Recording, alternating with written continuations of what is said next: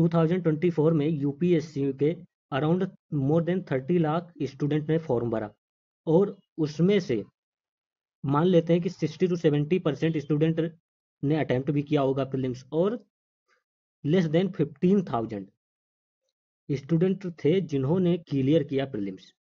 और उसमें से आप यकीन मानिए कि अराउंड 70 to 80% वो होते हैं जो हर मतलब जिन्होंने ऑलरेडी प्रीलिम्स क्लियर कर रखा है। मतलब 10 से 20% ही न्यू एस्पिरेंट होते हैं जिन्होंने प्रीलिम्स क्लियर किया होता है। तो ऐसे क्या होता है कि मतलब कई लोग लगातार प्रीलिम्स क्लियर करते जाते हैं और कई लोग लगातार फेल होते जाते हैं प्रीलिम्स में, आप देखेंगे तो ऐसा क्या मतलब इम्पैक्ट होता है।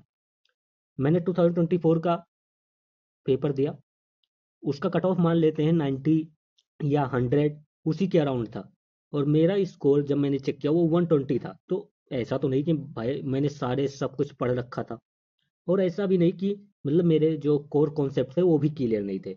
लेकिन केवल कोर कॉन्सेप्ट क्लियर होने से भी एग्जाम नहीं निकलता, और मेन इंपॉर्टेंट कि आपको अगर कोर कॉन्सेप्ट नहीं है तब भी आपका एग्जाम नहीं निकलेगा। लेकिन कोर कॉन्सेप्ट और उसके ना जानने वालों के बीच में थोड़ा सा जो मार्जिन होता है ना, वो बहुत इंपॉर्टेंट होता है, और वहीं पे डिसाइड होता है कि कौन इस एग्जाम को क्लियर करेगा प्रीलिम्स को, और कौन इसमें फेल हो जाएगा। अराउंड हर चाहे आप 2019 या 17-18 से कोई भी पेपर उठा के देख लीजिए यूपीएससी का, उसमें आप ये पाएंगे कि अराउंड जो 20 से 30 क्वेश्चन जो होते हैं, 20 से 30 क्वेश्चन, उनके बारे में वो ऐसे क्वेश्चन होते हैं जिनमें आइडिया बिल्कुल मतलब आपने कहीं ना कहीं तो वो टॉपिक देखा है, लेकिन आप उसको सॉल्व करने का जब ट्राई करते हैं तो you will be like that blank, मतलब उसमें आपको कोई सपोर्टिव थिंग्स मिलेगा ही नहीं। लेकिन वही क्वेश्चन अगर जब कोई ऐसा एस्पिरेंट देखता है जिन्होंने ऑलरेडी प्रीलिम्स क्लियर कर रखा है, जिसका माइंडसेट वैसा बन चुका है बिल्कुल, वो उस क्वेश्चन को करके निकल जाएगा, और वहीं पे ह्यूज मार्जिन क्रिएट हो जाता है। तो आज हम क्या कोर कॉन्सेप्ट है उसको नहीं सोचेंगे, क्योंकि उसको तो आपको पढ़ना ही पढ़ना है। आज हम उस क्वेश्चन की बात करेंगे जिनके बारे में जिनसे हमारे कट ऑफ क्लियर होते हैं। तो हमें कट ऑफ क्लियर करने के लिए जो रिस्की क्वेश्चन होते हैं उनमें हमें पॉजिटिव कैसे लाना है, हमें कैसे सोचना है, हमें कौन कौन से कीवर्ड पर ज़्यादा ध्यान देना है, उसकी बात हम करेंगे। तो मैं यहाँ पर कुछ क्वेश्चन लेकर आया हूँ जो मतलब वो पेपर में आए हुए क्वेश्चन है जो पूरा ब्लैंक कर देते थे। मतलब there is a very very less chance कि उसको सॉल्व किया जा सके, जो फर्स्ट अटेम्प्ट देते हैं या फिर जो रिपीटेडली फेल होते हैं प्रीलिम्स में। और मैं उन्हीं क्वेश्चन को आज आपको बिल्कुल सिंपल मेथड, मुझे भी कुछ नहीं आता, मैंने भी उनको नहीं पढ़ रखा है, मैंने एग्जाम देने के बाद भी उनको नहीं पढ़ा कि उनके बारे में क्या है, लेकिन सिंपली मेथड अप्लाई कर कर उसको सॉल्व करेंगे। कुछ टर्मिनोलॉजी को पकड़ेंगे, कुछ यूपीएससी के कनोटेशन को पकड़ेंगे कि कहना क्या चाहता है भाई वो, उसका मेन मकसद क्या है उस क्वेश्चन का। ठीक है, हम उसको पकड़ के और सॉल्व करने का ट्राई करेंगे। तो चलिए स्टार्ट करते हैं। ठीक है, मैं सीएससी 2019 के कुछ ऐसे क्वेश्चन को लेकर आया हूँ, प्रीलिम्स के क्वेश्चन, जिनके मतलब बारे में ये परसेप्शन है कि ये जो रेगुलर बुक्स है उनमें नहीं मिलता, इसको हम ज़्यादा पढ़ते भी नहीं है। लेकिन जिसने भी एग्जाम क्लियर होगा उसमें से 70 to 80% लोग वो होंगे जिन्होंने इन क्वेश्चन में पॉजिटिव लेकर आया होगा। एटलीस्ट 5 to 10 मार्क इन्हीं से गेन किया होगा, और यहीं पर सारा गेम होता है। प्रीलिम्स का गेम 5 से 10 मार्क के बीच में ही घूमता है। अगर तुम इसके बीच में हो तो तुम सीरियस एस्पिरेंट हो ही, इतने से फेल हो रहे हो तो सीरियस हो तुम, सीरियस से कोई प्रॉब्लम नहीं है। आपका कोर कॉन्सेप्ट भी क्लियर है, बस आपकी प्रॉब्लम कहाँ पर है, आपके लॉजिक, आपके क्वेश्चन के अप्रोचमेंट में प्रॉब्लम है। ठीक है, तो आज हम उसी को देखेंगे कुछ। चलिए फिर स्टार्ट करते हैं। ये सेकंड नंबर क्वेश्चन देखिए यहाँ पर, और बिल्कुल जो क्वेश्चन आपको लॉन्ग लगे, आपको लगे कि हाँ भाई इसके बारे में मुझे 10 से 20% से ज़्यादा तो मैंने इसका नाम भी नहीं सुना और पता भी नहीं, या फिर बिल्कुल मैंने इसको सुना भी नहीं, देखा भी नहीं, उन क्वेश्चन में आपको बहुत पीस माइंड लेकर सॉल्व करना है। आपको ये सोच कर चलना है कि मुझे जितना आता है, मेरे कोर कॉन्सेप्ट जितना मेरे क्लियर है उतना मैंने कर लिया। अब ये क्वेश्चन जो है वो उसमें मैं लॉजिक अपना अप्लाई करूंगा, भले वो लॉजिक गलत हो। देखो गेस करके टिक करना, हाँ एक मार दिया चलो आगे हो गया, ये इसमें तो आप निगेटिव में जाओगे, फेल होगे। आप लॉजिक लगाओगे, भले ही आपका लॉजिक वो गलत हो, लेकिन आप लॉजिक लगा कर ही सॉल्व करोगे। ये पहला रूल आप याद कर लेना। You will apply logic in every hard question even your logic is wrong, okay, but you will apply. अब आप कहोगे कि रॉन्ग है तो क्यों? भाई आपको नहीं पता ना उस टाइम पे कि ये रॉन्ग है वो लॉजिक, आपको लग रहा है कि वो लॉजिक सही है और आपने मार दिया टिक। भले आप आते हैं रूम पर देखते हैं कि यार ये लॉजिक तो मैंने लगाया था, ये गलत लॉजिक है, ये ऐसे नहीं होगा। हो सकता है वो क्वेश्चन भी आप गलत मार दें, लेकिन आप देखेंगे जब आप लॉजिक लगाकर क्वेश्चन सॉल्व कर रहे होंगे, आपका नेट पॉजिटिव होना ही होना है। ठीक है, तो वो आप ये पहला रूल याद करें कि हर क्वेश्चन जो हार्ड है उसको लॉजिक लगा के ही गेस करना है। ओके, चलिए फिर अब ये सेकंड नंबर क्वेश्चन देखते हैं। ये कह रहा है कि what was the purpose, purpose मतलब अब हमको ऑब्जेक्टिव देखना है, simply objective. Inter creditor agreement sign by Indian banks and financial institution. ठीक है, अच्छा आपको दो टर्मोलॉजी इसमें पता हो चाहिए, एक होता है इंटर, एक होता है इंट्रा। इंट्रा मतलब होता है विद इन, समझ लो, विद इन बैंक्स या विद इन एनी सेक्टर्स। ठीक है, या विद इन स्टेट। अब अगर मुझे कहना होगा कि यहाँ विद इन स्टेट ट्रेड हो रहा है तो मैं कहूंगा इंट्रा स्टेट ट्रेड। बट अगर मुझे कहना होगा कि बिटवीन स्टेट ट्रेड हो रहा है तो मैं कहूंगा इंटर स्टेट ट्रेड। ओके, इसलिए इंटरनेशनल ट्रेड बोलते हैं। ठीक है, तो इंटर क्रेडिटर मतलब कुछ बैंक्स हैं, ठीक है, कुछ बैंक्स हैं, कुछ फाइनेंशियल इंस्टीट्यूशन है, उन दोनों ने क्रेडिटर, क्रेडिटर मतलब लोन लेने के लिए, समझ रहे हो, लोन के रीजन पे, लोन के प्रॉब्लम को सॉल्व करने के लिए ये एग्रीमेंट किया है। तो बैंक्स और कुछ फाइनेंशियल इंस्टीट्यूशन, मान लीजिए एनबीएफसी हो गया आपका, या कोई और भी, एनबीएफसी में बहुत सारे एनबीएफसी होते हैं। ठीक है, इन सारे फाइनेंशियल इंस्टीट्यूशन और बैंक्स ने इंटर क्रेडिटर, अब इंटर तो इसीलिए हुआ क्योंकि बैंक से एक तरफ एनबीएफसी और अदर फाइनेंशियल इंस्टीट्यूशन, तो ये इंटर हो गया। ठीक है, क्रेडिटर मतलब लोन के मामले में ये एग्रीमेंट है। आप पहले टर्मिनोलॉजी समझेंगे जिसके बारे में नहीं पता। ठीक है, जो कि अभी साइन किया गया उसका क्या पर्पस है, क्या ऑब्जेक्टिव है। तो मुझे इतना इस क्वेश्चन से पता चल गया कि भाई यहाँ कुछ लोन की बात हो रही है और दो बैंकों ने, नहीं, एक बैंक और फाइनेंशियल इंस्टीट्यूशन ने साइन किया है, लोन की बात है, और फाइनेंशियल इंस्टीट्यूशन और बैंक के बीच एग्रीमेंट हुआ है उसी लोन को लेकर। जो लोन देते हैं, मतलब बैंक भी लोन देता है, क्रेडिटर कौन होता है, जो लोन देता है, एनबीएफसी भी कुछ से जैसे इंफ्रास्ट्रक्चर लोन देते हैं। तो उन दोनों के बीच कुछ एग्रीमेंट हुआ है लोन पर, लोन के प्रिंसिपल्स पर। ठीक है, चलिए अब सॉल्व करते हैं। अब ऑप्शन देखते हैं, इतना आपके माइंड में तुरंत चल जाना चाहिए था उस टाइम। पहले कह रहा है टू लेसन, लेसन मतलब कम करना, आप कह सकते हो to reduce, to lessen the government of India's perennial burden, perennial मतलब जो लगातार बर्डन बना हुआ है फिजिकल डेफिसिट का और करंट अकाउंट डेफिसिट का। अब आप ये सोचिए कि आप physical deficit is a responsibility of the banks, बिल्कुल नहीं। Physical deficit is a part of budget, budget is a government expenditure and revenue, उसमें बैंक क्या करेगा, उसमें बैंक का क्या काम। ठीक है, तो ये स्टेटमेंट वैसे ही गलत होगा, ये तो बिल्कुल अब्सर्ड सा स्टेटमेंट। आपको बेसिक नॉलेज होगा तो आप ये सॉल्व कर सकते हैं। सेकंड कह रहा है current account, current account capital account is a part of balance of payment, और balance of payment is a country, मतलब एक्सपोर्ट इंपोर्ट, एफडीआई एफपीआई हमने सुना है, बैंक का उसमें तो मैं हमने कभी नहीं सुना। अगर आपको बेसिक नॉलेज पता है तो आपको इतना तो क्लियर होना ही चाहिए। नहीं तो आप फिजिकल डेफिसिट से भी लगा सकते हैं कि वो गवर्नमेंट की रिस्पॉन्सिबिलिटी है उस बर्डन को कम करने का, बैंक की नहीं है। ठीक है, तो ये रॉन्ग हो गया पहला। B is saying that to support the infrastructure project of the central and state government. Now see that infrastructure project को सपोर्ट करने के लिए सेंटर और स्टेट गवर्नमेंट के, ठीक है, इंफ्रास्ट्रक्चर का अगर प्रोजेक्ट को सपोर्ट करना है तो इसके लिए कोई क्रेडिटर एग्रीमेंट की कोई बेसिक जरूरत तो लगती नहीं है इसमें। इंफ्रास्ट्रक्चर का लोन लेना है, आप बैंक से ले सकते हैं, आप एनबीएफसी से ले सकते हैं। तो इसमें ऐसा कुछ नहीं दिख रहा है कि मतलब इसके लिए कोई एग्रीमेंट जरूरत है। ठीक है, तो ये भी रॉन्ग हो गया। अगर आपको ये सही भी लग रहा है तो अभी आप इसको होल्ड कर लीजिए। मैं ये कहता हूँ अगर आपको लगता है कि 10-20% आपको गेस में लगता है कि नहीं ये सही हो सकता है तो होल्ड कर लीजिए। अभी हम नीचे भी पढ़ लेते हैं ना। कह रहा है कि to act as a independent regulator. बताओ, मतलब आरबीआई के रहते हुए बैंक क्या इंडिपेंडेंट रेगुलेटर अपना बन सकते हैं कि हाँ जा आरबीआई तुझसे, मुझे तुझसे मतलब नहीं, तू मेरा नहीं मैं तेरा नहीं, ऐसा कह सकते हैं ना? ऐसा कभी नहीं कर सकते बैंक, क्योंकि आरबीआई के पास पावर है। In case of application for loans of 50 crore और मोर, भाई आरबीआई इतना टाइट किए हुआ है बैंक, क्योंकि जब भी मतलब नीरव मोदी तमाम लोग पैसा लेकर भाग जाते हैं, तो आरबीआई खुद टाइट किया है, तो उनको इंडिपेंडेंट क्यों देगा? आरबीआई कहता है हमसे परमिशन लेकर लोन देना, भाई आपने सुना होगा ये। और जब यहाँ पर इंडिपेंडेंट रेगुलेटर कभी किसी बैंक को बन ही नहीं सकते जब तक आरबीआई है यार, कैसे वो बन पाएंगे? तो ये सी तो भाई बिल्कुल गलत है, इसमें आपको कंफ्यूजन नहीं होना चाहिए, ठीक है। To aim at faster resolution, ठीक है, faster resolution of stress asset. Stress asset क्या होता है? ऐसे लोन्स होते हैं, यहाँ पर लोन की बात आ गई। देखिए एक टर्मिनोलॉजी भी पकड़ना, सोचिए, क्रेडिटर जो लोन देता है, स्ट्रेस एसेट क्या होता है? मतलब क्रेडिटर ने जो लोन दिया है उसके आने की संभावना बहुत कम है।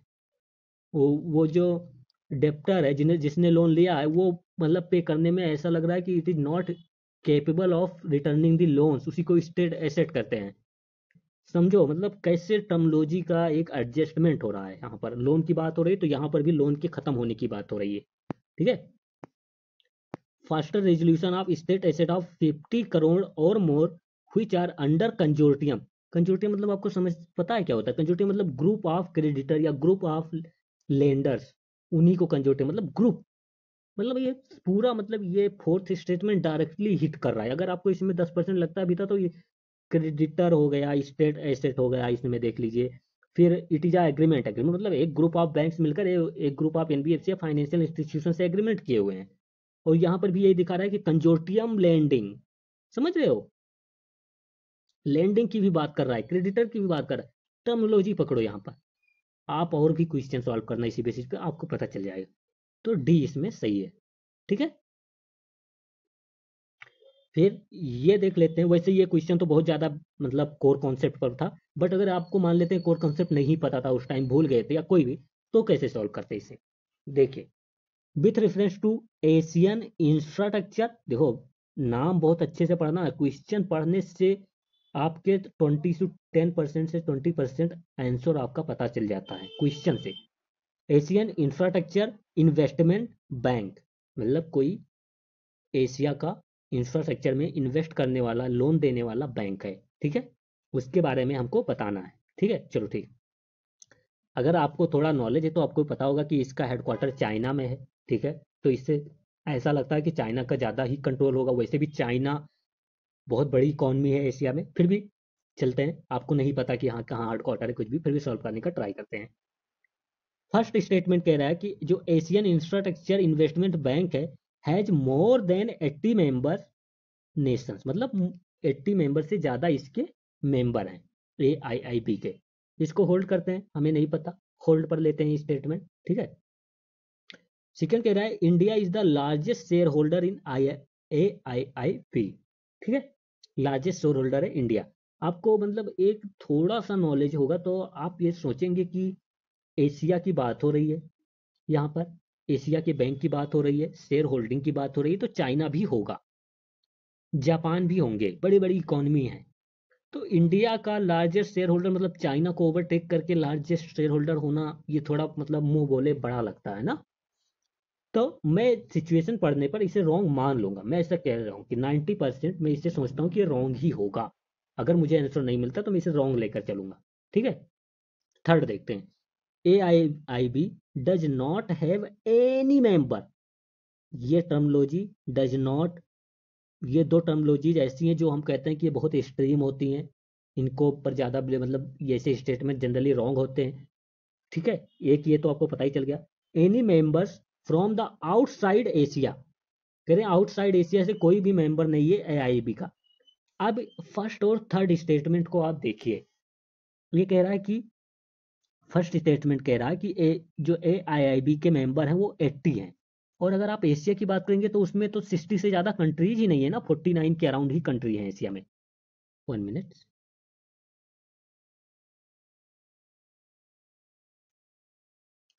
हाँ 49 के अराउंड ही कंट्री है एशिया में। तो अगर ये फर्स्ट स्टेटमेंट करेक्ट है तो थर्ड इनकरेक्ट होगा, थर्ड करेक्ट है तो फर्स्ट इनकरेक्ट होगा, मतलब वन और थर्ड तो साथ में हो ही नहीं सकते। ये कट गया, ये कट गया, क्योंकि वन थर्ड साथ में नहीं हो सकते भाई दोनों। मतलब जब 80 मेंबर अगर AIIB के पार्ट हो जाएंगे और वो सारे एशियन हो ही नहीं सकते, और जब ये कह रहा है कि any member is not from the outside Asia, तो 80 मेंबर नहीं कंप्लीट होंगे जब, क्योंकि एशिया में केवल 49 मेंबर्स हैं। आप दिमाग लगा के सोचना, आपको समझ में आएगा ये। बहुत ही मतलब माइल्ड सा स्टेटमेंट में समझ जाओगे आप। ठीक है। अब बात पड़ी हमें ये सोचने की कि हमें वन को सही मानना है या थर्ड को सही मानना है। ठीक है। तो अब यहाँ पर देखिए हमें दो एक्सट्रीम वर्ड दिखते हैं थर्ड में, any member does not from Asia. तो मैं इसको ज्यादा मतलब गलत मान रहा हूँ, तो थर्ड गलत। और जैसे थर्ड गलत हो गया वैसे फर्स्ट सही हो गया। या फिर सेकंड में मैंने कहा था कि 90% इसको गलत मानूंगा, तो आप अगर सेकंड भी गलत करते हैं तब भी ये गलत हो जाएगा और पहला सही हो जाएगा। ठीक है। आप इसको भी अगर 40% या 50% ही गलत मानते हैं तो उस हिसाब से तो एशियन इंफ्रास्ट्रक्चर बैंक है, उस पर आप 10% ही कहेंगे कि गलत होने की चांसेज है। ठीक है। तो ये आप याद रखेंगे। जैसे समझना का ट्राई किया है उतना आप समझ लेंगे तो बहुत है वैसे ही। ठीक है। अब चलते हैं सॉल्व करते हैं ये क्वेश्चन। आंसर पे फोकस मत करना, मार्क हुआ है बट उस पर फोकस मत कीजिए, कैसे आया उस पर ध्यान दीजिएगा। कह रहे हैं कि petroleum and natural gas regulatory board. ठीक है। कोई ऐसा बोर्ड है, कोई ऐसी बॉडी है जो पेट्रोलियम और नेचुरल गैस दोनों को रेगुलेट करती है। रेगुलेट करने का मतलब क्या हुआ, पहले ये आप ये सोचिए। रेगुलेट करने का मतलब क्या हुआ, उसके इंपोर्ट एक्सपोर्ट को रेगुलेट करेगी पेट्रोलियम के और नेचुरल गैस के, उसके प्राइस को भी रेगुलेट करेगा कुछ हद तक, मार्केट में कंपटीशन वगैरह को भी देखेगा कि हाँ कोई कार्टेलाइजेशन नहीं कर रहा है, कोई ग्रुप बना के इसके प्राइस को हाइप नहीं कर रहे हैं ना। रेगुलेट करने का तो यही मतलब हुआ ना। और क्या होगा रेगुलेट करने का मतलब। ठीक है। कह रहे is the first regulatory body setup bye the government of India. अच्छा आप ये बताइए, petroleum and natural gas regulatory board first होगी क्या, आप मतलब सोचिए जरा कि क्या यह फर्स्ट बॉडी होगी पूरे मतलब जब से इंडिया इंडिपेंडेंस हुआ, या उससे पहले भी आप कह सकते हैं क्योंकि यहाँ पर ऐसा लिखा नहीं है। ठीक है। या आप मान लीजिए after the independent it would be the first body, मतलब उससे पहले कोई बॉडी ही नहीं थी किसी भी सेक्टर में रेगुलेट करने के लिए। ये पॉसिबल है? इट्स नॉट पॉसिबल, क्योंकि यहाँ पर सेक्टर नहीं दिया हुआ है कि हाँ it is a first regulatory body in the petroleum and natural gas. No, ये कह रहे हैं कि फर्स्ट रेगुलेटरी बॉडी है जो कि गवर्नमेंट ने सेटअप किया है पूरे जीवन में अपने। ऐसा तो पॉसिबल नहीं है भाई। ठीक है। तो फर्स्ट इज रॉन्ग, सिंपल सा बात है। ठीक है। फिर कह रहे हैं वन ऑफ दी, यहाँ पर ये नहीं कह रहे हैं कि वनली, वन ऑफ दी मतलब 100 उसके काम हैं, 1000 काम है, 1000 टास्क हैं उसके, लेकिन एक टास्क उसका है जो petroleum and natural gas regulatory board है, to ensure competitive market for gas. देखो गैस की बात तो होता है, नेचुरल गैस की कंपटीशन, कंपिटेटिव मार्केट, हर किसी को लेवल प्लेइंग फील्ड मिले, यही तो किसी बोर्ड या बॉडी का काम है ना। कंपटीशन बोर्ड ऑफ इंडिया क्यों बना, कंपटीशन को बनाए रखने के लिए, मार्केट में कोई मतलब मोनोपोली ना हो। ठीक है। ये तो, और फिर यहाँ पर कह रहा है one of the, it is not saying it is a mainly, it is a particularly, it is only, ये नहीं करा, वन ऑफ दी, 100 में एक, कहीं भूली गलती से। ठीक है। तो ये सही है। फिर कह रहे हैं कि अपील, तो यहाँ पर हमारा फर्स्ट रॉन्ग हो गया, और जैसे फर्स्ट रॉन्ग होता है तो इससे हमारे सारे गलत हो जाते हैं, ओनली 2 और 3 करेक्ट हो जाते हैं, तो ये आपको पढ़ना ही नहीं है। अब आपको अगर याद रखना है तो याद रखना है कि इसकी जो ये स्टेटमेंट आप याद रख सकते हैं, आने वाले एग्जाम में हो सकता है कि पूछ ले वो। ठीक है। तो आप ऐसा समझ के रखिए। फिर ये क्वेश्चन देखते हैं। 5th नंबर क्वेश्चन है, बहुत ध्यान से पढ़ेंगे। मैंने कहा कि जिस क्वेश्चन के बारे में नहीं पता है उसको हम ध्यान से पढ़ेंगे, इतना तो मतलब आपके अंदर पैसेंस होना चाहिए। कह रहे हैं कि with reference to communication technology, communication मतलब फोन हो गया, इंटरनेट हो गया, कंप्यूटर हो गया, आपको तुरंत ऐसे आना चाहिए दिमाग में, तो ये सब कम्युनिकेशन, सैटेलाइट हो गया, सब कम्युनिकेशन टेक्नोलॉजी है। What are the difference between L T, L T मतलब होता है लॉन्ग टर्म इवोल्यूशन। ठीक है। WOLT voice over long term evolution. Okay. तो हमें एक चीज बताए यहाँ पर देखिए, ये एल टी है, और जब इस वर्ड को देखोगे जो WLTE कह रहा है, इसका मतलब एल टी तो इसमें भी है। ठीक है। एल टी तो इसमें भी है, वॉइस ओवर इसमें ऐड है, मतलब ये और एडवांस टेक्नोलॉजी है, लेकिन जो एल टी जो पुरानी टेक्नोलॉजी उसके सारे factor voice over L T में मिल जाएंगे। ये आपको ये इस क्वेश्चन से ही क्लियर हो जाना चाहिए, क्योंकि तो इसके सारे फीचर्स जो हैं वो इसमें मिल जाएंगे। ठीक है। जैसे आप मारुति कार लेते हैं 1 लाख की, ठीक है, तो उसके सारे फीचर्स आपको फॉर्च्यूनर में मिल जाएंगे, वैसे ही LTE मान लीजिए एक बेलो लेवल टेक्नोलॉजी थी, उसको अपग्रेड करके वॉइस ओवर LTE बनाया गया। मतलब LTE के सारे फंक्शन वॉइस ओवर LTE में होंगे। Latest solve now. फर्स्ट कह रहा है कि LTE is a commonly, okay, generally commonly, ठीक है, market as a 3G and WOLT is commonly marketed as a advanced 3G। आप ये बताइए, कभी आपने, मैं देखो पार्टिकुलर नहीं जा रहा, मैं आपसे सिर्फ पूछ रहा हूँ, सब लोग आपने चलाया होगा, आज से 4-5 साल पहले से फ़ोन चला रहे हैं, जब 3G नेटवर्क होता था सब कुछ। आपने कभी सुना ये कि हाँ ये एडवांस 3G नेटवर्क है? सुना आपने कभी ऐसा? मैंने तो भाई नहीं सुना। ठीक है, ऐसा क्योंकि हुआ ही नहीं तो सुनेंगे क्या। और अगर आप ये सोचेंगे, तब 3G जब था तब तो जो लॉन्ग टर्म ये जो LTE या वॉइस ओवर LTE ये चल भी नहीं रहा था। ये टेक्नोलॉजी तब इतना थी ही नहीं, ये सब 4G जब आया तब से डेवलप हुई हैं। ये एडवांस टेक्नोलॉजी है 4G की। ये रॉन्ग है, ठीक है, मैंने इतना आपको बता दिया कि ये रॉन्ग है। रिस्क लेना है तो आप इस पे तो ले ही सकते हैं, ये इतना तो श्योर हो आप। ठीक है, आपने अगर थोड़ा भी ऑब्जर्व किया तो भी आपको पता होगा, क्योंकि जब मैंने, मुझे पता है पेंसुई का एक फ़ोन आता है, ये और एक उन्हें पैनासोनिक, सॉरी, पैनासोनिक का आता था, उसमें मैंने 4G लगाया था जब, तब उसमें लिखा आता था वोल्ट का LTE, उस पर लिखा आता था। लेकिन जो केवल LTE लिखा आता था, तो मुझे पता है कि उसमें क्या होता था कि उसमें कॉल आती थी तो इंटरनेट डिस्कनेक्ट हो जाता था। लेकिन जो वॉइस ओवर LTE था, उसमें जब कॉल आती थी तब भी इंटरनेट चलता रहता था। तो ये डिफरेंस मैंने उसी टाइम देखा था। मैं ना तब UPSC कर रहा था, ये 12th की बात है, जब मैं 12th में था तब। ठीक है, तो आप ये समझ लीजिए। First is wrong. सेकेंड कह रहा है LTE इज डाटा ओनली, कह रहा है कि LTE केवल डाटा ट्रांसफर में या डाटा ओनली टेक्नोलॉजी है, and WOLT is voice only technology. अब मुझे यहाँ पर बताइए LTE क्या है, मुझे उससे फर्क नहीं है यहाँ पर, लेकिन WOLT वॉइस ओनली कैसे होगा? वो तो मतलब क्योंकि LTE के सारे फीचर्स है ना W वॉइस ओवर LTE में, तो ये डाटा प्लस वॉइस होना चाहिए। समझिए जरा, मैं कह रहा हूँ कि जो LTE है वो इतना बड़ा है और इसको पूरी तरह से इनकॉम्प्रेस किया हुआ है वॉइस ओवर LTE ने। तो LTE के जितने फीचर हैं वो वॉइस ओवर LTE में मिलेंगे आपको। तो यहाँ पर कह रहा है कि LTE में डाटा वाला फीचर्स है और वॉइस ओवर LTE में ओनली वॉइस वाला फीचर्स है। नहीं भाई, वॉइस ओवर LTE में डाटा और वॉइस दोनों वाला फीचर होगा, क्योंकि LTE के सारे फीचर वॉइस ओवर LTE में होंगे। समझ रहे हो कि नहीं? समझ रहे हो? तो ये भी रॉन्ग हो गया हमारा। तो neither one and not two. ठीक है, फिर ये क्वेश्चन देखते हैं। उस टाइम मतलब बहुत ज़्यादा उठा था कि हाँ ये कैसे सॉल्व होगा ये वगैरह वगैरह। नहीं, ये एनसीईआरटी का मैंने बाद में देखा तो ये शायद 12th की एनसीईआरटी में ये क्वेश्चन था, बट मुझे नहीं पता। मतलब सीरियसली बताऊँ तो मतलब जिस टाइम इसको सॉल्व करना था उस टाइम मुझे नहीं पता था कि ये क्या होता है। केवल लॉजिक, केवल जितना पढ़ा हुआ है, जितना इकोनॉमी देखी हुई है, जितना प्रैक्टिकल देखता हूँ इधर उधर, उसी के बेसिस पे न्यूज वगैरह में आता है, उसी के बेसिस पे हमें सॉल्व करना है। ठीक है, कह रहा है in the context of any country, any country मतलब इंडिया हो सकता है, USA हो सकता है, चाइना हो सकता है, पाकिस्तान हो सकता है, कोई भी कंट्री हो सकती है। Which one of the following would be considered as a part of social capital? ठीक है, सोशल कैपिटल, सोशल मतलब क्या? सोसाइटी का। सोशल मतलब क्या? सोशल मतलब सोसाइटी में जो कैपिटल है सोशल लेवल पर।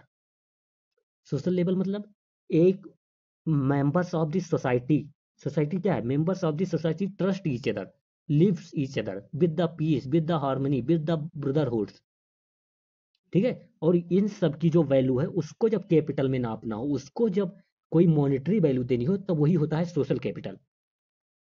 आपको नहीं पता फिर भी मैं कह रहा हूँ, सोशल कैपिटल कोई ऐसी चीज नहीं जिसको आप छू सके, वो इनटेंजिबल है। Social capital is intangible, trust is intangible, faith is intangible, harmony in the society is intangible, peace in the society is intangible, brotherhood in the society is intangible, helping each other in the society is intangible. So these all things which are working in the society to help them to grow। Capital का काम क्या होता है? Capital का काम ही है कि किसी चीज को हेल्प करना, ग्रो करने के लिए। जब हम फिजिकल कैपिटल की बात करते हैं तो उसमें क्या आ जाता है? मशीनरी आ जाते हैं, हमारे इंडस्ट्रीज आ जाती है, गाड़ी आ जाता है, कार आ जाता है, ये सब फिजिकल कैपिटल है। ठीक है, फाइनेंशियल कैपिटल की बात करेंगे तो क्या आएगा? बॉन्ड्स आ जाएंगे, शेयर्स आ जाएंगे। ठीक है, इक्विटी आ जाएगी, डिवेंचर्स आ जाएंगे, कॉल मनी आ जाएगा, पुट मनी आ जाएगा, बैंक्स आ जाएंगे, ये सब फाइनेंशियल कैपिटल मनी आ जाएगा, फाइनेंशियल कैपिटल इंस्ट्रूमेंट है।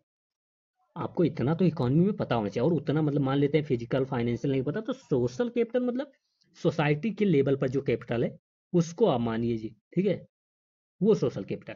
ठीक है, बाकी हम ऑप्शन देखते हैं। आपको अभी अगर आपको थोड़ा भी नहीं पता, आपको लगता है कि पूरा शून्य है, ठीक है, फिर भी हम ऑप्शन देखते हैं। एटलीस्ट हम ट्राई करेंगे कि 50% पे इजीली पहुंच जाएं और 100% पे 90% एक्यूरेसी के साथ पहुंच जाएं। ठीक है, चलिए स्टार्ट करते हैं। फर्स्ट स्टेटमेंट कह रहा है the proportion of literates in the population. Literate मतलब जो पढ़ लिख सके, उन्हें लिटरेट कहते हैं। मुझे नहीं पता कि इसकी फॉर्मल डिफिनेशन क्या होती है, गवर्नमेंट डिफिनेशन क्या है, मुझे नहीं पता। मुझे ये पता है कि हाँ लिटरेट मतलब वो होता है जो पढ़ लिख सकते हैं, उन्हें लिटरेट्स कहा जाता है। ठीक है, कहते हैं द प्रोपोर्शन ऑफ लिटरेट मतलब जितने लोग पढ़ लिख सकते हैं वही पार्ट है सोशल कैपिटल के। आप ये जरा ये बात सोचिए, यूपीएससी क्या है, एक सेंट्रल इंस्टीट्यूशन है, वो इथिक्स 4 का पेपर भी लेता है, उस वो मोरालिटी भी होल्ड करती है। एथिक्स का पेपर लेती है यूपीएससी, मोरालिटी भी होल्ड करती है। और तो क्या वो ऐसे बाइस्ड हो जाएगा कि हाँ जो लिटरेट्स हैं वही सोसाइटी के पार्ट हैं, वही सोशल कैपिटल के पार्ट हैं, जो इलिटरेट्स हैं, जो पढ़ लिख नहीं सकते, वो सोसाइटी के पार्ट ही नहीं है, उनका कोई मतलब ही नहीं। ऐसा करेगा कभी यूपीएससी? कर ही नहीं सकता। और ये तो एक मतलब थोड़े से पार्ट को लिटरेट करके मतलब एक तुच्छ सी बात कहते हैं ना, तुच्छ सी बात कर दी। क्या 100 लोग हैं तो उसमें से 10 लोगों की बात करने लगा, ये ऐसी बात हो गई ना, गलत। ठीक है, गलत मानता हूं मैं भी। बी कह रहा है the stock of its building other infrastructure and machines. मैंने कहा था कि ये फिजिकल के पार्ट होते हैं, ठीक है, तो ये फिजिकल कैपिटल के पार्ट हैं। लेकिन अगर आपको नहीं पता फिजिकल कैपिटल तो इसको होल्ड करते हैं। आप मान लेते हैं कि आप मानते हैं इसको कि 50% सही है या 40%, जो भी आपको लगता है आप इसको मान लीजिए। थर्ड करें the size of population in the working age group. भाई अगर आपने इकोनॉमी देखा होगा तो वर्किंग एज ग्रुप को क्या कहते हैं कि लेबर फोर्स पार्टिसिपेशन रेट, या कितने मतलब वर्किंग एज ग्रुप के कितने पॉपुलेशन है हमारे में, कितनी डिपेंडेंट पॉपुलेशन, ये सब इकोनॉमी में बहुत ही नॉर्मल कॉन्सेप्ट होते हैं। लेकिन आपको नहीं पता, फिर भी हम छोड़ देते हैं। आप फिर वही जो फर्स्ट वाला लॉजिक था वही थर्ड में भी अप्लाई होगा। भाई जो वर्क कर रहा है वर्किंग एज ग्रुप है, क्या वही सोसाइटी के पार्ट है? क्या वही सोशल कैपिटल ट्रस्ट और म्यूचुअल हार्मनी की सोसाइटी में डेवलप करें? जो बूढ़े हैं, जो बुजुर्ग हैं, जो बच्चे हैं, क्या वो नहीं है? तो भाई फिर ये बायसनेस हो गया, तो ये भी गलत है। ठीक है, अब थर्ड डी देखते हैं। यहाँ पर मैं मान रहा हूँ कि आपने 40% इसको सही मान रखा है अभी, कोई बात नहीं, क्योंकि आपको फिजिकल कैपिटल का नहीं पता। कह रहे हैं डी में देखिए the level of mutual trust and harmony in society. मैं आपको यहाँ पर एक वर्ड फिर दिखा रहा हूँ, सोसाइटी, सोशल कैपिटल। आप जाकर सोशल का मीनिंग देख लेना, सोशल क्या होता है। कह रहे हैं कि सोशलाइजेशन एक वर्ड है। सोशलाइजेशन क्या होता है? सोशलाइजेशन मतलब एक बच्चे को सिखाना कि कैसे सोसाइटी में रहना है, कैसे एक दूसरे से बात करनी है, वही सोशल होता है। सोशल मतलब कहते हैं कि मैं सोशल बीइंग नहीं हूँ। सोशल बीइंग मतलब क्या नहीं हूँ? मतलब मुझे किसी से बात करना नहीं आता, मुझे किसी से इंटरेक्ट करना नहीं आता, मुझे मतलब किसी के साथ रहकर ऐसा मतलब वो सब मुझे नहीं पता हो, तो मैं अनसोशल बीइंग हूँ, मैं सोशल बीइंग नहीं हूँ। और सोशल बीइंग मतलब जो सोसाइटी में रहता है, जो सोसाइटी में रहता है वो सोसाइटी कैसे बनती है? एक दूसरे के म्यूचुअल ट्रस्ट से, हार्मनी से, पीस से। और यही सब जिसको हम कैपिटल, सोशल कैपिटल कहते हैं, क्योंकि ये बहुत यूजफुल है सोसाइटी को स्टेबलाइज करने के लिए, ग्रो करने के लिए। तो सोसाइटी एंड सोशल से भी आप, मैं इतना तो मान सकता हूँ कि अगर आपने इसको 40% दिया होगा तो ये 60 to 70% तो होल्ड करता ही है कि हाँ ये सही है। मैं इतना तो मान के चल रहा हूँ, ठीक है। और ये दोनों तो गलत ही हो गया था। और अगर आपको बिल्कुल नहीं मानना है, आपको लग रहा है कि नहीं मुझे बिल्कुल विश्वास ही नहीं है, तो मैंने यहाँ पर सोसाइटी आपको वर्ड बताया, ऐसे आप मैच कीजिए क्वेश्चन से आंसर, अगर जिसमें लगे आप वो मारकर चले आना 2025 में नेट पॉजिटिव जाओगे। और नहीं तो 50% पर तो पहुंच ही गए, फिर भी आपको मारना ही है, आंख मूंद के मार दो, देखा जाएगा। वही वही जो राम रचि राखा, ठीक है। ओके, तो आज हमने जितने भी क्वेश्चन सॉल्व किए, मुझे नहीं उससे फर्क पड़ रहा है, मेरा एक मोटिव था आपको दिखाने का। बाकी अगर आप कहेंगे तो नेक्स्ट वीडियो आएगी तो हम पूरा ऐसे सॉल्व करेंगे क्वेश्चन को जो हार्ड होंगे। कोर कॉन्सेप्ट भी देखेंगे क्योंकि उनके बिना तो सॉल्व करना ही नहीं। अगर आपको फिजिकल कैपिटल नहीं पता, सोशल कैपिटल नहीं पता, फाइनेंशियल कैपिटल नहीं पता, आपको बैंक नहीं पता, एनबीएफसी वो सब तो एक नॉर्मल मतलब यूपीएससी करो तो उतना तो पता होना चाहिए। मैं ये मान के चला था आज। ठीक है, चलिए एक क्वेश्चन और सॉल्व कर लेते हैं इसी बात पे। ये है, ठीक है, क्वेश्चन देखते हैं। कोल सेक्टर की बात कर रहा है इसमें। कह रहे हैं कि coal sector was nationalise by the government of India under Indira Gandhi. Coal sector nationalise by the government of India under Indira Gandhi. Nationalisation, मान लीजिए एक ही कोल माइनिंग का नेशनलाइजेशन हो गया तभी कहेंगे नेशनलाइज हुआ कोल सेक्टर। ठीक है, यहाँ पर ये तो ऐसा तो नहीं कोल सेक्टर होली नेशनलाइज या completely nationalise by the Indira Gandhi. उसके बाद भी कुछ नेशनलाइज हुए होंगे कोल सेक्टर के पार्ट। कुछ इसमें इंदिरा गांधी जी ने एक ही कर दिया होगा कोई माइनिंग नेशनलाइज, क्योंकि उस समय हमको पता है कि सोशलिस्ट बहुत पावरफुल गवर्नमेंट है, सोशलिज्म पे बिलीव करने वाले। बट अगर आपको नहीं भी पता तो मैं ये मान के चलता हूँ कि आप इतना तो मान ही सकते हो कि कोई एक भी माइनिंग अगर इंदिरा गांधी जी ने मतलब नेशनलाइज कर दिया होगा तो ये स्टेटमेंट सही हो जाता है। तो मैं इतना तो आप पे बिलीव करता हूँ कि इसको 50% सही मानकर आप चल रहे हैं। ठीक है, सेकेंड कह रहा है now coal blocks are allocated on lottery basis. ये हमेशा न्यूज में बना रहता है। हमको पता है कि कोल ब्लॉक्स जो होते हैं वो लॉटरी बेसिस पे अलॉट होते थे, फिर बिडिंग बेसिस पे भी अलॉट होते हैं। ठीक है, नहीं पता होल्ड कर लीजिए, कंप्लीटली होल्ड कर लीजिए, नीचे चलते हैं। क्राइड टिल रिसेंटली, मतलब अब तक India imported coal to meet the shortage of domestic supply. India coal import करता था डिफरेंट डिफरेंट कंट्री से क्योंकि इंडिया में डोमेस्टिक सप्लाई जो कोल की थी वो कम थी। ठीक है, फिर कह रहा है बट नाउ, मतलब कह रहा है कि कल तक, टिल रिसेंटली मतलब क्या होता है, ज्यादा से ज्यादा एक मंथ, ज्यादा से ज्यादा 15 दिन। ठीक है, या 2 मंथ मान लो। लेकिन कह रहा है बट नाउ, लेकिन अब से India is a self sufficient in the coal production. मतलब ऐसा कह रहे हैं कि कल बच्चा पैदा हुआ लेकिन आज से वो दौड़ने लगा, कल तो वो चल भी नहीं रहा था। ऐसा पॉसिबल है? मतलब आप समझिए कि हमें पता है, इतना तो आपको नॉलेज हो कि पावर सेक्टर में ही जो हमारा एनर्जी सेक्टर है उसमें ही हमारे 60% तो कोल से ही, थर्मल पावर प्लांट से ही एनर्जी आ रही है। तो क्या ये मतलब इतने दिन में हमने इतना इंफ्रास्ट्रक्चर क्रिएट कर लिया, इतने ज़्यादा हमारे माइनिंग होने लगे कि भाई पूरा हमने इंपोर्टेड कोल, एक भी कंकड़ कोल नहीं इंपोर्ट किया होगा, किसी ने इंपोर्ट नहीं किया होगा। भाई हो सकता है किसी ने इंडिविजुअल ने इंपोर्ट कर लिया हो। कैसे कह सकते हो कि अब नहीं इंपोर्ट हो रहा है कोल, सेल्फ सफिशिएंट हो गए? बहुत सारे पावर सेक्टर ऐसे हैं जो केवल इंपोर्टेड कोल पर चलते हैं, जो केवल इंपोर्टेड कोल, एंथ्रासाइड कोल जो इंडिया में नहीं है उस पर चलते हैं। तो उसके लिए भी इंपोर्ट करना पड़ेगा क्योंकि उसकी तो माइनिंग ही नहीं है इंडिया में। सॉरी। तो थर्ड तो मैं 100% मानता हूं कि गलत आप भी मानेंगे। ठीक है, तो सॉल्व करते हैं थर्ड को गलत मान के। ये भी गया, ये भी गया, ये भी गया, ओनली वन आर करेक्ट। ठीक है, तो ओनली वन आर करेक्ट। मैंने वो कहा था कि एक भी कोयल माइनिंग नेशनलाइज हो गई तो वो सही हो जाएगा स्टेटमेंट, वही हुआ यहाँ पे। ठीक है, मैंने कहा था कि पहले जो होता था वो लॉटरी बेसिस पे बिडिंग होती थी, लेकिन अब क्या हुआ है, अब जो बिडिंग होती है, पहले वो लॉटरी बेसिस पे होता था, मतलब कोल सेल को, कोल माइनिंग को क्या होता था कि दिया जाता था। लेकिन अब क्या होगा, बिडिंग प्रोसेस हो गया, मतलब जो हाईएस्ट बिडिंग लगाएगा उसको ही कोल माइनिंग जाएगी। तो अब चेंज हो गया है, तो ये फर्स्ट स्टेटमेंट ही इसमें सही है। ठीक है, एक क्वेश्चन और देख लेते हैं, फिर उसके बाद आज हम खत्म करेंगे, बाकी बाद में देखेंगे अगर आप लोग कहेंगे तो। नहीं तो ऐसे ही अप्लाई करके सॉल्व करना, थोड़ा अच्छा लगेगा आपको। ठीक है, कह रहे in the context of digital technology. ये तो वैसे न्यूज में था, लेकिन मैं मान लेता हूँ कि न्यूज में रहते हुए भी आपका उस टाइम एग्जाम में माइंड कम चलने लगा। तो डिजिटल टेक्नोलॉजी क्या होती, सब कुछ जितना मैंने बताया था, इंटरनेट हो गया, आपके इंस्टाग्राम, फेसबुक, ये सब digital, crypto currencies, digital money, ये सब डिजिटल टेक्नोलॉजीज है। ठीक है, यूपीआई, फिर in the context of digital technology for entertaining, entertaining मतलब डिजिटल टेक्नोलॉजी जो इंटरटेन में वर्क करें, जैसे टीवी हो गया, जैसे कैमरा हो गया, तो ये सब की बात। ठीक है, कंसीडर द फॉलोइंग स्टेटमेंट्स। पहला कह रहा है इन आर्गुमेंटेड रियलिटी, इस वर्ड पे फोकस कीजिए। आर्गुमेंटेड मतलब इंक्रीज करना, आर्गुमेंट कर देना, किसी चीज को बढ़ा देना, रियलिटी को। यहाँ पर रियलिटी वर्ड अभी भी है, मतलब रियलिटी को ये बढ़ा सकता है, रियलिटी को खत्म नहीं करेंगे, रियलिटी को बढ़ाएंगे।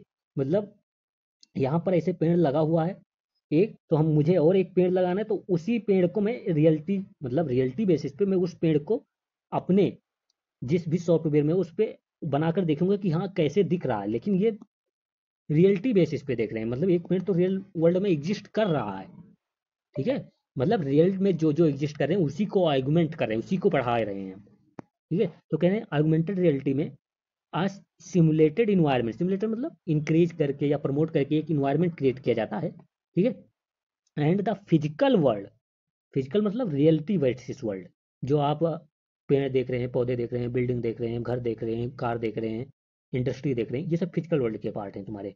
सॉइल देख रहे हैं, कह रहे हैं physical world is completely shut down, shut out मतलब खत्म हो जाता है। भाई यहाँ पर आप ये कह रहे हो कि ऑगमेंटेड रियलिटी, रियलिटी को ही ऑगमेंट कर रहे हो आप, फिर कह रहे हो कि फिजिकल वर्ल्ड जो होगा वो पूरी तरीके से शट आउट हो जाएगा, खत्म हो जाएगा। दोनों मतलब कॉन्ट्राडिक्टरी स्टेटमेंट्स चाहिए। और फिर यहाँ पर कंप्लीटली वर्ड, कंप्लीटली मतलब समझ रहे हो, फिर फिजिकल वर्ड का उसमें एक ट्रेस नहीं होगा, ट्रेस भी नहीं होगा उसमें, तो फिर यहाँ ऑगमेंटेड रियलिटी की क्यों बात करनी थी। आप सीधा कह देते कि वर्चुअल रियलिटी, कि वर्चुअल लेवल पे जो रियलिटी हो सकती है उसकी, ठीक है। तो ये इनकरेक्ट हो जाता है। फिर कह रहे हैं in virtual reality, virtual, virtual level पर मतलब टीवी में जो देखते हो आप, जो मतलब जिसको आप रियल लाइफ में इंजॉय नहीं कर सकते, वो वर्चुअल पर ही है, वो इंटरनेट पर ही है, ऐसी चीजें जो, उनको virtual reality. Virtual reality images generated from computer, generate किया गया computer, projected on to real life. आप देखिए यहाँ पर भाई जब वो वर्चुअल लेवल पर है तो रियल लाइफ में उसका कोई भी यूजफुल नहीं है, रियल लाइफ में उसको कहीं भी आप यूज नहीं कर सकते वर्चुअल रियलिटी थिंग्स को, ठीक है। Projected into real life object और सराउंडिंग्स, ये जानते हो यहाँ पर क्या यूपीएससी ने किया, बहुत ज्यादा करता है ये स्वैपिंग, ये इसका पार्ट है और ये इसका पार्ट है, दोनों गलत है, ठीक है। फिर थर्ड कह रहे हैं, वैसे अगर वन और टू आप सॉल्व करते हैं इसमें तो हम देखते हैं कौन कौन से वन एंड टू जहां पर गलत है।